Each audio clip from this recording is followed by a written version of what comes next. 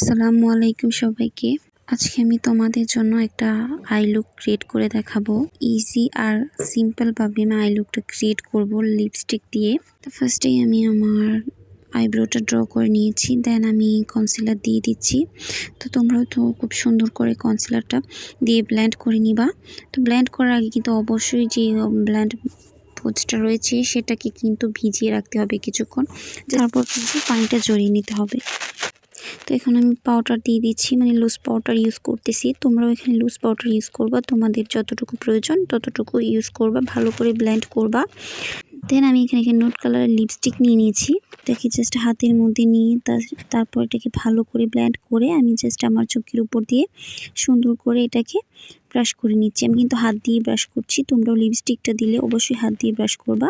এখন আমি একটা ব্লু কালার আইশ্যাডো ইউজ করব। আইশ্যাডো প্যালেট থেকে আমি একটা ব্লু কালার আইশ্যাডো নিয়ে নিব। তো হালকা করে আমি ব্রাশ করে নিব। তো তারপর কিন্তু একটা ব্রাউন কালারের একটা কিছুই শেড ইউজ করতে হবে তোমাদের কাছে ভালো লাগলে অবশ্যই শেডটা ইউজ করবা ব্রাউন কালারে। আমার কাছে ব্রাউন কালার ভালো লাগে, মনে হয়েছে আমার কাছে চোখটাকে অন্যরকম একটা সৌন্দর্য দেয়। দেন আমি এখানে এটা ইউজ করার পর ব্রাউন কালারের একটা শ্যাডো ইউজ করছি, মানে চোখের যে কোণাটা রয়েছে সেখান দিকেই আমি ইউজ করতেছি, তোমরা দেখতেই পাচ্ছ।